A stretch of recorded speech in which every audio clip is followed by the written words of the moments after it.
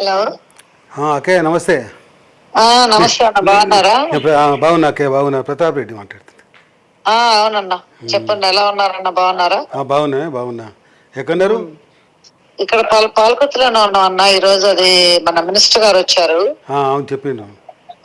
ఈ statue opening అంటే ఆయన వరంగల్ వచ్చి ఇక్కడ ఏదో కార్యకర్తతో భోజనం చేస్తారంటే ఇంకా బలాగు మాది విగ్రహం కూడా ఉంది, ఓపెనింగ్ వచ్చారు. ఓకే. హౌసింగ్ లిస్ట్ అయిపోయిందా? ఇంకా అయిపోలేదన్న. ఈ రోజు ఇదే హంగామా సరిపోయింది కదా, ఇంకా రేపు కాంచి పట్టాలు ఇస్తున్నారు. ఓకే. ఈ హౌసింగ్ ఒకటి, రాజీవ్ యువ వికాస్ ఒకటి చాలా మంచి పథకాలు కదా అక్కయ్య? అవునవును, అదే రేపు చేస్తున్నారు. రేపు అదే వాళ్ళ అధికారులను ఎమ్మెల్యే గారు రేపు ఎల్లుండి ఈ 3 మండలాలు ఒక రోజు, ఆ 3 మండలాలు ఒక రోజు పెట్టారు. ఓకే. Thank you. అది ఇంకోటి ఏంటంటే ఈ రాజ వికాస్ మన వాళ్ళకి అసలు ఎవరికి రాలేదు, అందరు టీఆర్ఎస్ వాళ్ళకే వచ్చినాయి 1,50,000. ఎందుకని అట్లా? అంటే వాళ్ళు ఇప్పుడు గతంలో ఈ కార్యకర్తలు అందరూ యాక్టివ్గా ఉండి అప్లై చేసుకున్నారు అక్కయ్య. అయితే మనం ఏం చేయాలంటే, ఇప్పుడు 50,000, 1,00,000, 2,00,000, 4,00,000 కదా. మనకు 2,00,000, 4,00,000 తక్కువ ఉంటాయి, 50,000 ఎక్కువ ఉంటాయి కదా, 1,00,000 కూడా ఎక్కువనే ఉన్నాయి. మనం ఏం చేయాలంటే, మన కాంగ్రెస్ కార్యకర్తలకు మేలు జరగాలంటే, కాంగ్రెస్ కార్యకర్తలు 2,00,000 దాంట్లో అప్లై చేసిన వాళ్ళు ఉంటారు కదా, వాళ్ళను ₹1,00,000 రండి, 50,000 రండి అని చెప్పి మనం వాళ్ళని చేంజ్ చేయించుకోవాలి. ఓకే, అది చేపించుకుంటాం మనం. ఇప్పుడు 50,000, ₹1,00,000 టీఆర్ఎస్ వాళ్ళకి వస్తే మన వాళ్ళకేమో ఇది అసలు వాడు ఒక్కరోజు కూడా ఓటు వేయలేదు కాంగ్రెస్ వాడికి, వాళ్ళకి డబ్బులు ఇస్తున్నాను, నేను ఓటేసి ఉపయోగం ఏంటని వీడు అడుగుతున్నా. మన వీళ్ళు అంటే మన వాళ్ళకి తెలియక అప్లై చేసుకోలేదు, కానీ అప్లై చేసుకునే వాళ్ళకి మాత్రం 2,00,000 ఉన్న వాళ్ళని 1,00,000 తీసుకురండి. 1,00,000 మనం వేరే వాళ్ళకి ఇచ్చే బదులు మన కార్యకర్తకి ఇవ్వాలి. ఎందుకంటే 2,00,000 కూడా వీళ్ళకి ఇవ్వలేం కదా, అందరికి ఇవ్వలేం కదా. కాబట్టి అందరికి ఇవ్వలేం కాబట్టి 2,00,000, 4,00,000 మనం 50,000కు 1,00,000 కూడా కొంతమందిని షిఫ్ట్ చేస్తే బాగుంటుంది. మాట్లాడుతున్నా. ఇగో నేను ఒక ఇంటర్వ్యూలో ఉన్నాకే, ఇగో ఒక యాంకర్ గారు మాట్లాడతారట మీతో. Madam, good afternoon madam. Good afternoon అండి, బాగున్నారా? Fine madam, what about you madam? Good అండి. ఏం లేదు మ్యామ్, అదే సార్తో ఇంటర్వ్యూ ఉంటే అప్కమింగ్ డేస్లో ఝాన్సీ రెడ్డి గారు డీసీసీకి అంటే రేస్లో ఉన్నారనే ఒక ప్రధానమైన వార్త చూస్తున్నాం కదా. సో ఆ విషయంలో క్లారిటీ అడగడానికి మీ ఇద్దరి మధ్యలో సఖ్యత ఉందా అంటే సార్ కాల్ చేశారు మేడం, అంతే, ఇంకేం లేదు. ఇద్దరం మేము బ్రదర్ అండ్ సిస్టర్ లాగా, మా very good relation. Same madam, as usual sir కూడా అదే చెప్పిండు. అదే మేడం, అదే కొంత సామాజిక మాధ్యమాల్లో చూస్తున్నాం కదా, పేపర్ క్లిప్స్ అవి ఇవి, క్లారిటీ కోసం అని. Okay madam, thank you madam. Right, నా పేరు ఉపేందర్ మేడం, నేను సిగ్నేచర్ యాంకర్ మాట్లాడు. Thank you madam. సరిపోయిందా? సో మొత్తానికి మీ ఇద్దరి మధ్య అయితే సఖ్యత బాగానే ఉంది. ఝాన్సీ రెడ్డి గారు నేను సిస్టర్ బ్రదర్ లాగానే ఉన్నాం, మా మధ్యలో ఎలాంటి భేదాభిప్రాయాలు లేవు. తర్వాత ఆమె అధ్యక్ష పదవి అడుగుతున్నది నాకు తెలియదు, ప్రజలు ఓన్లీ రూమర్లు చెప్తూ ఉంటారు, రకరకాల రూమర్స్ వస్తాయి, అన్ని నమ్మలేం కదా. కానీ అది మీ దాకా అయితే వచ్చింది కదా, వచ్చి రూమర్స్. నేను అడిగిన దాంట్లో అయితే వాస్తవం లేదు, అడిగిన దాంట్లో వాస్తవం ఉన్నది. రైట్. నన్ను కూడా వచ్చి అడిగాను కొంతమంది, ఝాన్సీ రెడ్డి గారు అధ్యక్ష పదవికి వస్తారట కదా అంటే, రాని వస్తే ఏమున్నది, మంచి ఇప్పుడు నేను 2 సంవత్సరాలు చేసిన, తనకు కొంత అవకాశం రాని, తనకు కూడా తెలిసి వస్తుంది. అధిష్టానం ఎట్లా ఇస్తే అధిష్టానం ఇస్తే. నా ప్రశ్న ఏంటంటే సార్, అంటే ఒక ఎన్ఆర్ఐగా నాన్ రెసిడెన్షియల్గా ఆమెకు డీసీసీ ఇవ్వడం సాధ్యమా, లేదంటే తనకి ఇక్కడ ఆధార్ కార్డు లేదు, ఇక్కడ రేషన్ కార్డు లేదు, ఇక్కడ ఐడెంటిటీ లేదు కదా, అటువంటి వ్యక్తికి ఎట్లా ఇస్తారు అనేది ప్రాబ్లం ఉండే. తను ఎమ్మెల్యే కాంటెస్ట్ చేయలేదు. ఇది పార్టీ పోస్ట్ కాబట్టి ఇది ఎలక్షన్ కమిషన్ ఆ రూల్స్ అనేవి ఉండవు. ఏదున్నా పార్టీ ఇవ్వాలంటే పార్టీ నిర్ణయం మాకు శిరోధారం. పార్టీ ఇస్తే నేను వద్దన్నాను. నన్ను కూడా ఫోన్ చేసి అడిగారు సెక్రటరీ, ఏఐసిసి సెక్రటరీ, మీరు ఇప్పుడు అధ్యక్ష పదవిలో ఉన్నారు కదా, మరి ఇప్పుడు మళ్ళీ ఫ్రెష్గా మళ్ళీ ఒకసారి అందరికీ కొందరిని తీయడం, కొందరు పెట్టడం నియమించాలనుకుంటున్నాను. మీ ఉద్దేశం ఏంటి, మీరు కంటిన్యూ కాదలుచుకున్నారా, వేరే వాళ్ళకు ఇవ్వమంటారా అని. అధిష్టాన నిర్ణయమే నా ఉద్దేశం. మీరు ఏ నిర్ణయం తీసుకుంటే దానికి నేను బద్దున్నై ఉంటా అని చెప్పిన. అంటే మీరు డీసీసీ వదులుకోవడానికి కూడా సిద్ధంగా ఉన్నారు? వదులుకోవడానికి సిద్ధమే, ఇస్తే చేయడానికి సిద్ధమే, నాకేం బాధ లేదు. లేదు సార్, మీరు అంటే చేయాలనుకుంటున్నారా, ఇక నుంచి చాలు, ఇక ఏదైనా ఉంటే నియోజకవర్గ ఇన్ఛార్జ్గా ఉండి ప్రజలకు నిరంతరం సేవలో ఉండాలనుకుంటే? నా చేతిలో లేదు కదా, అధిష్టానం ఇస్తే కంటిన్యూ చాలా తెలివిగా సమానం చెప్తున్నారు. లేదు అట్లేం లేదు. వాస్తవం నా హార్ట్ టు హార్ట్ చెప్తున్నా, వాస్తవం కూడా చెప్తున్నాను. నాకేమీ అవసరం జిల్లా అధ్యక్ష పదవితో నాకు ప్రత్యేకంగా వసతులు కానీ వనరులు కానీ ఏం లేదు. అదే కానీ మీరు ఇప్పుడు ఓడిపోయిన తర్వాత పూర్తిగా జిల్లా నాయకుల్ని పట్టించుకోవడం మానేసిర్రు, లేదంటే కాంగ్రెస్ పార్టీలోనే వర్గపోర్లు ఉన్నాయి. మాజీ ఎమ్మెల్యే కొడుకు నిన్ననో మొన్న చూసే ఉంటారు మీరు, కిరణ్ అని మాజీ ఎమ్మెల్యే గారి అబ్బాయి, వాళ్ళ వర్గానికి సంబంధించిన కొంతమంది, మీ వర్గానికి సంబంధించిన కొంతమంది మధ్యలో కుమ్ములాటలు జరిగినాయి, వివాదానికి దారి తీసిందని ఈ రకంగా సామాజిక మాధ్యమాల్లో చూస్తూ ఉన్నాం. సో ఏం చెప్తారు మీరు? వర్గాలు ఏమి లేవు. ఒకటి స్వాతంత్రం ఎక్కువ, ఫ్రీడమ్ ఎక్కువ. కాంగ్రెస్ పార్టీలో ఫ్రీడమ్ ఎక్కువ అని మీకు తెలుసు, నాకు తెలుసు, ప్రజలకు తెలుసు. ఆయన ఏదో కష్టపడి ఏదో మంత్రితో రికమెండ్ చేయించుకొని చెక్కులు, మన సీఎం రిలీఫ్ ఫండ్ చెక్కులు తీసుకొచ్చి పంచుతుండట. అంతకుముందు కూడా 4-5 సార్లు పంచడం తెలిసింది. అప్పుడే ఆయనకు హెచ్చరించడం జరిగింది, నువ్వు ఏదైనా ఉంటే ఇది నీ పని కాదు, ఇది అది మా జిల్లా పార్టీ చూసుకుంటుంది, ఇన్ఛార్జిగా నేను చూసుకుంటా, జిల్లా ప్రెసిడెంట్గా కూడా నేనే చూసుకుంటా, మా ఆఫీస్ ఉన్నది. ఒకవేళ నీకు అంతా ఉత్సాహం ఉండి బీదోళ్ళకు సహాయం చేయదలుచుకుంటే తీసుకొచ్చి మా పార్టీ ఆఫీస్లో నుంచి పంచు. ఎక్కడో బయట పంచితే బ్యాడ్ మెసేజ్ పోద్దని చెప్పినా కానీ ఆయన వినకుండా ఆయన చేరింది మొన్న. ఎక్కడ వాళ్ళకు తల్లిదండ్రులు ఇద్దరికి అలవాటు ఏంటంటే అధికార పార్టీలో ఉండడం అలవాటు. 2000 కాంగ్రెస్లో ఎమ్మెల్యే రాయలింగం గారు, తర్వాత కాంగ్రెస్లో ఎమ్మెల్సీ అయ్యిండ్రు. ఎమ్మెల్సీగా బీఆర్ఎస్ పార్టీకి పోయిండు 2014లో. బీఆర్ఎస్ పార్టీ రాగానే మళ్ళీ ఆయన కాలంలో రెన్యువల్ కాలే. అది ఆ రీజన్స్ మనం చూడలేదు, తెలియదు. కాబట్టి మళ్ళీ కాంగ్రెస్ పార్టీ అధికారకు వచ్చింది. ఎలక్షన్ల ముందు ఒక్కరోజు ముందు తండ్రి జాయిన్ అయ్యిండు. ఎలక్షన్లు అయిపోయిన తర్వాత గవర్నమెంట్ ఫామ్ చేసిన తర్వాత కొడుకు జాయిన్ అయ్యిండు. జాయిన్ అయితే కానీ సంతోషమే, పార్టీకి ఎవరైనా వెల్కమ్, మా అధిష్టానం కూడా ఒప్పుకుంటుంది. కానీ సర్వీస్ చేయగాని వచ్చి వర్గాలు చేస్తే బాగుండేది కదా. అందులో కూడా బీఆర్ఎస్ పార్టీ కూడా ఈ కిరణ్ అనే వ్యక్తి ఇదే విధంగా సీఎం రిలీఫ్ ఫండ్ ఇచ్చి ఆ ముత్తిరెడ్డి గారితో కూడా గొడవ పెట్టుకున్నాడు.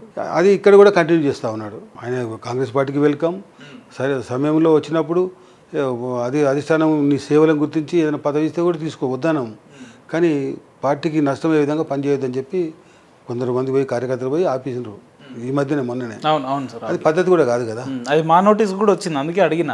ఎట్లా యాజ్ ఏ జిల్లా అధ్యక్షుడిగా, డీసీసీ ప్రెసిడెంట్గా మీరు ఎట్లా చూస్తారు ఇలాంటి చర్యల్ని, కార్యక్రమాలు? తప్పు. డిసిప్లిన్ ఉండాలి ఎక్కడైనా. ఏ పదవిలో ఉన్నా మనం చేస్తున్న ఎంత నిజాయితీగా పనిచేసినా డిసిప్లిన్ ఇంపార్టెంట్. డిసిప్లిన్ లేకపోతే పార్టీకి నష్టం జరుగుతుంది. ఇప్పుడు ఇమీడియట్ జరగకుండా కానీ భవిష్యత్తులో జరుగుతుంది. కాబట్టి డిసిప్లిన్ మోస్ట్ ఇంపార్టెంట్. నేను ఆ డిసిప్లిన్ కొరకు 100% నేను అగ్రి అవుతాను, ఉండాలని కోరుకుంటున్నాను. రైట్ సార్, చాలాసేపు అయింది. చివరిగా ఇన్నేళ్ల కాంగ్రెస్ పార్టీ కండువని మీ భుజాల మీద మోస్తున్న ఒక నికార్సైన కార్యకర్తగా, ఒక నాయకుడిగా, మీ కార్యకర్తలను, మిమ్మల్ని నమ్ముకొని వచ్చే నాయకుల్ని, కార్యకర్తల్ని, మీ నియోజకవర్గ ప్రజలకు మంచి సందేశాన్ని ఇవ్వాలి మా వేదికగా అంటే ఏం చెప్తారు? కాంగ్రెస్ పార్టీ స్వాతంత్రాన్ని తీసుకొచ్చింది. కాంగ్రెస్ పార్టీ తెలంగాణ రాష్ట్రాన్ని ఇచ్చింది. మధ్యలో దళారులు మోసపూరితమైన వాగ్దానాలు చేసి డబ్బు సంపాదించుకొని 10 ఏళ్ళు ప్రజలకు అన్యాయం చేసినారు. ఇది మనకు చరిత్ర మన ముందున్నది. కాబట్టి నిజంగా ప్రజల మేలు కోరేది, దేశ అభివృద్ధి చేసేది కాంగ్రెస్ పార్టీ. కాంగ్రెస్ పార్టీని ఎప్పుడు కూడా మరవద్దు. కాంగ్రెస్ పార్టీ బలపరిచిన వ్యక్తులనే గెలిపించాలి. ఇది ఈ 1.5 yearలో కూడా కాంగ్రెస్ ఎన్నికల్లో ఇచ్చిన వాగ్దానాలు కూడా అన్నీ కూడా ఒకదానికొకటి అమలు చేసుకుంటూ, పోయిన ప్రభుత్వం చేసిన అప్పులను కట్టుకుంటూ 75-80% వరకు ఇప్పుడు అమలు చేసినాం. ఇంకో 20% ఉన్నాయి, అవి కూడా రానున్న రోజుల్లో అయిపోతాయి. అమలు ఆ వాగ్దానాలు ఇవన్నీ కూడా కొన్ని చేసినాం. ఇప్పుడు యువ వికాస్, రాజీవ్ యువ వికాస్ అదేం చెప్పలేదే, కానీ పరిపాలనలో చేస్తున్న భాగంగా అది అర్థమైంది, అది వాళ్ళకి అవసరం అనిపించింది, చేస్తూ ఉన్నాం. కాబట్టి వాగ్దానాలు చేసినవి కాకుండా వాగ్దానాలు చేయని కూడా కాంగ్రెస్ పార్టీ ముఖ్యమంత్రి రేవంత్ రెడ్డి గారి నాయకత్వంలో అమలు అవుతాయి. మీరు కాంగ్రెస్ పార్టీని ఎప్పుడు కూడా బలపరచండి. కాంగ్రెస్ పార్టీకి మీ సేవలను మీరు తీసుకోండి. దానికి నేను కూడా నా సహకారం, నా పూర్తి నేను జనగామ నియోజకవర్గంలో పుట్టిన బిడ్డగా, తెలంగాణలో పుట్టిన బిడ్డగా తెలంగాణ ఉద్యమం చేసిన, తెలంగాణ ఉద్యమంలో ఎన్నో రకాల ఇబ్బందులు ఎదుర్కొన్నాం. ఆ చివరికి మోసానికి కూడా గురైనా, ఏదేమన్నా కానీ నేను నియోజకవర్గ అభివృద్ధి కొరకు, నియోజకవర్గ ప్రజల సమస్యల కొరకే పనిచేస్తాను, పదవి ఉన్నా లేకున్నా అని చెప్పి మీకు తెలియజేస్తాను. రైట్ సార్, భవిష్యత్తులో కొమ్మూరి గారిని కాంగ్రెస్ పార్టీలోనే చూడబోతామా, లేదంటే ఇతర వేదికలు ఏమైనా పంచుకునే అవకాశాలు ఉన్నాయా? నాకేం అవసరం అండి, ఇతర వేదికలు ఏమైనా పంచుకునే నాకు ఏ అవసరం లేదు. కాంగ్రెస్ లోనే ఉంటారా? 100% కాంగ్రెస్ లోనే ఉంటారా? కాంగ్రెస్ పార్టీ. కాంగ్రెస్ లోనే ఎమ్మెల్యేగా ఉంటారా? ప్రజలు గెలిపిస్తే ఎమ్మెల్యేగా ఉంటా, ప్రజలు గెలిపించకుంటే సేవకునిగా ఉంటా. ఎటు చేసి కాంగ్రెస్ లోనే ఉంటారు. భవిష్యత్ నాయకుడిగా చూడొచ్చా మిమ్మల్ని? తప్పకుండా. భవిష్యత్ నాయకుడు గతంలో కూడా నేను నాయకుడినే. ఓకే, నేను భవిష్యత్తు గురించి మాట్లాడుతున్నాను. భవిష్యత్తులో పని చేస్తూనే ఉన్నాం కదా ఇప్పుడు. చాలా కాన్ఫిడెన్స్గా చెప్తున్నారు మీరు. అంతే కదా మరి. ఇందాక ఇంట్రోలో చెప్పినట్టు ఏమైనా బాధ అనిపించింది అన్న? నేను కూడా ఈ ప్రజాపాలనలో బాగా ఉంటే బాగుంటుండే, నేను కూడా ఎమ్మెల్యే గెలిస్తే బాగుంటుండే అనే సందిగ్ధం ఎప్పుడు మీ మనసులో లేదా? సందిగ్ధం ఏం లేదు. ప్రజల తీర్పును మనం శిరసావహించాలి. ప్రజలు ఏది ఇస్తే ఆ తీర్పును శిరసావహించాలి. కానీ ప్రజలు నన్ను గెలిపించారు. జనగాంలో ప్రజలు మిమ్మల్ని గెలిపించారు. నైతిక విజయం నాదే జనగాం నియోజకవర్గంలో. ఎందుకంటే ఎమ్మెల్యే అంటే మీ పేరు వస్తలేదు కదా. ఎమ్మెల్యే అనే 3 అక్షరాలు వస్తలేవు, కానీ ఎమ్మెల్యే చేయాల్సిన పనులన్నీ కూడా నేనే చేస్తున్నా. ఈరోజు ఆ అవకాశం నాకే వచ్చింది. రెండవది, నైతికంగా నేనే ఎమ్మెల్యే అని ఎందుకంటున్నా అంటే, ఇప్పుడు గెలిచిన ఎమ్మెల్యే 14,000 మెజార్టీతో గెలిచిండు. అంటే 7,000 ఓట్లు నాకు అదనంగా వస్తే ఇప్పటి లెక్క ప్రకారంగా నేనే ఎమ్మెల్యే. అంటే 14,000 అంటే అదేదో 2-3 ఓట్లు అన్నంత చీప్గా చెప్పేస్తున్నారు. 14,000 ఓట్ల మెజార్టీ అంటే 14,000లో సగం అంటే 7,000 కదా. 7,000 ఓట్లు నాకు వస్తే నేను గెలిచి ఈ లెక్క ప్రకారంగా ఇప్పుడు ఎలక్షన్ కమిషన్ రూల్స్ ప్రకారంగా లెక్క జరిగింది కదా, ఆ లెక్క ప్రకారంగా 7,000 వస్తే నేను గెలిచిన. కానీ 18,500 బోగస్ ఓట్లు ఉన్నాయి అక్కడ. ఓకే, బీఆర్ఎస్ పార్టీ పల్లరాజరెడ్డి గారు 18,500 ఓట్లు బోగస్ ఓట్లు ఎంటర్ చేసిండు. బోగస్ ఓట్లు 18,500 అంటే ఆ మా నియోజకవర్గానికి సంబంధించిన వ్యక్తులు కాదు, వాళ్ళు వచ్చి ఓటు వేసిండ్రు, వాళ్ళ పేరు నమోదైనాయి. అందుకని నేను దొంగ ఓట్లతో గెలిచిన. అంటే పల్లారాజరెడ్డి గారు ఒక్క జనగాంలో బోగస్ ఓట్లతో గెలిస్తే మరి అన్ని నియోజకవర్గాల బీఆర్ఎస్ నాయకులు అట్లా బోగస్ ఓట్లు పెట్టి గెలవచ్చు కదా. మరి అన్ని నియోజకవర్గాలు ఎందుకు ఓడిపోయారు? జనగాంలో వారు ఎందుకు గెలిచారు? వాళ్ళు ఎక్కడ గెలిచిందని మెజార్టీ స్థానాలు కాంగ్రెస్కి వచ్చినాయి కదా. వాళ్ళు గెలిచిన స్థానాలు కూడా ఇక్కడనే కాదు, మేడ్చల్. వాళ్ళు గెలవాలంటే రిగ్గింగ్ చేసి కూడా గెలిచే అవకాశాలు ఉన్నాయి కదా. మరి మీరు రాజేశ్వరరెడ్డి గారి గెలుపు ఒక గెలుపు కాదు. రిగ్గింగ్ చేసే అవకాశం లేదు. రిగ్గింగ్ చేసే అవకాశం ఉపయోగించుకోకుండానే ఈ విధంగా వచ్చిండ్రు. ఓకే, చాలా మోసం చేయడానికి, దొంగ ఓట్లు వేయడానికి రకరకాల ఆయుధాలు ఉన్నాయి. దాంట్లో వీళ్ళు దొంగ ఓటు గవర్నమెంట్లో ఉన్నారు కదా. మన ఎన్నికల కంటే ముందు గవర్నమెంట్లో ఉన్నది BRS party. So BRS party అధికారంలో ఉన్నది, బీఆర్ఎస్ పార్టీ ముఖ్యమంత్రి ఉన్నాడు, మంత్రులు ఉన్నారు, వాళ్ళ ఆధీనంలో స్టాఫ్ ఉన్నారు. గవర్నమెంట్ స్టాఫ్ మొత్తం కూడా వాళ్ళ ఆధీనంలో ఉన్నారు. వాళ్ళు ఎట్లా చెప్తే అట్లా చేసినారు. ఈయన కాలేజీలు ఉన్నాయి, ఈయనకు రా మెటీరియల్ ఉన్నది. మొత్తం రా మెటీరియల్ ఏంది? దొంగ ఓట్లకు పేర్లు కావాలి, ఫస్ట్ మనుషులు కావాలి. ఈయనకు కాలేజీలు ఉన్నాయి, యూనివర్సిటీలు ఉన్నాయి, ఆ యూనివర్సిటీ స్టాఫ్ ఉంది, కాలేజ్ స్టాఫ్ ఉంది, కాలేజ్ స్టూడెంట్స్ ఉన్నారు, స్టూడెంట్స్ పేరెంట్స్ ఉన్నారు. ఆ రకంగా ఆయన 18,500 ఓట్లు ముందుగానే ప్రీ ప్లాన్గా నమోదు చేయించుకొని పెట్టుకున్నాడు, ఓట్లు ఇప్పించిండు. నాకు కావాల్సింది 7,000. 18,500కి వెళ్ళి 7,000 తీసేస్తే 12,500 నాయే మెజార్టీ. ఓకే, ఇది కనబడేది. ఇక పరోక్షంగా ఉన్నది డబ్బు. ఇష్టం వచ్చినట్టు ఓటుకు 3,000, 4,000, 5,000, 10,000 కూడా ఇచ్చిండు. పంచలేదా?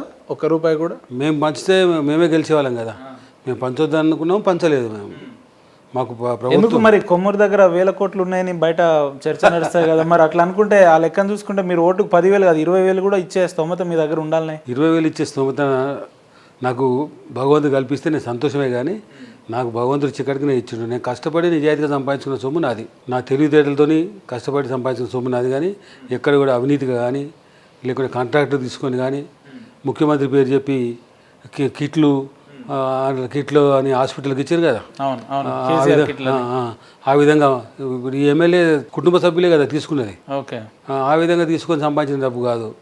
నేను కష్టపడి నిజాయితీ సంపాదించిన డబ్బుల నుండి కొంత ప్రజలకు పెడుతున్నా, కొంత ఉద్యమానికి పెడుతున్నా. 2001కి వెళ్ళి నేను 6-7 సార్లు ఎమ్మెల్యేకి పోటీ చేసిన, తర్వాత ఉద్యమాన్ని నడిపిన, అదేవిధంగా ప్రజలకు సహకరించిన, బీదోళ్లకు అదేవిధంగా అనారోగ్యం పాలైన వాళ్ళకు కూడా సాయం చేసిన, విద్యా సంస్థలు అభివృద్ధి కొరకు 12 ఎకరాల భూమి కొన్ని డొనేట్ చేసిన, దాని విలువనే ఇవ్వాలి 20 కోట్లు. సరే, ఇన్ని వ్యక్తిగత సేవా కార్యక్రమాలు చేస్తున్నా ప్రజల మన్ననలు ఎందుకు పొందలేకపోతున్నారు కొమ్మూరి గారు అంటే ఏం చెప్తారు? ప్రజల మన్ననలు పొందినా నేను. అంటే ఇప్పటివరకు మీరు అధికారికంగా గెలిచిన దాఖలాలు లేవు కదా, అందుకు చెప్పు. అధికారికంగా ఎందుకు లేదు? చీరాల ఎమ్మెల్యే గెలిచిన కదా. చీరాల ఎమ్మెల్యే గెలిచిన, 2008 పదవికి రాజీనామా చేసి గెలిచిన, 2009లో కూడా గెలిచిన. ఓకే, అది అదృష్టమో దురదృష్టమో, ప్రజలు నన్ను గెలిపిస్తున్నారు. కానీ లెక్కింపు కూడా మోసం జరుగుతుంది నాకు. 2009లో ఫస్ట్ నన్నే డిక్లేర్ చేసినారు అవును గెలిచినట్టుగా. వాస్తవం.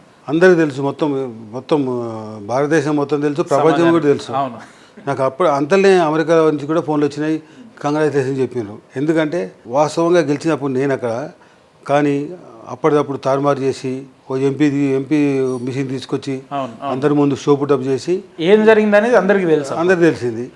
అది మోసం అని అందరికి తెలుసు, కానీ అది నాకు గెలిపే కదా. అవును నేను గెలిచిన దాన్ని ఆయన పొన్నాలక్ష్మి 5 ఏళ్ళు తీసుకుపోయాడు.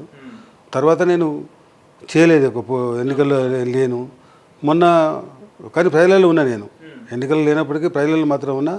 ఆ ప్రజల సేవతోనే నాకు ఈరోజు ప్రజాభిమానం నా మీద ఉంది. ఓడిపోయినా కూడా ప్రజలలో ఉన్నారు మీరు నిరంతరం. ఎప్పుడు కూడా నేను 2001 నుంచి ఇప్పటి వరకు కూడా ప్రజలనే ఉన్నా. ప్రజల కొరకు, ప్రజల సమస్యల పరిష్కారం కొరకు పాటుపడుతున్నా, వీలైన దగ్గర సాయం చేస్తున్నా.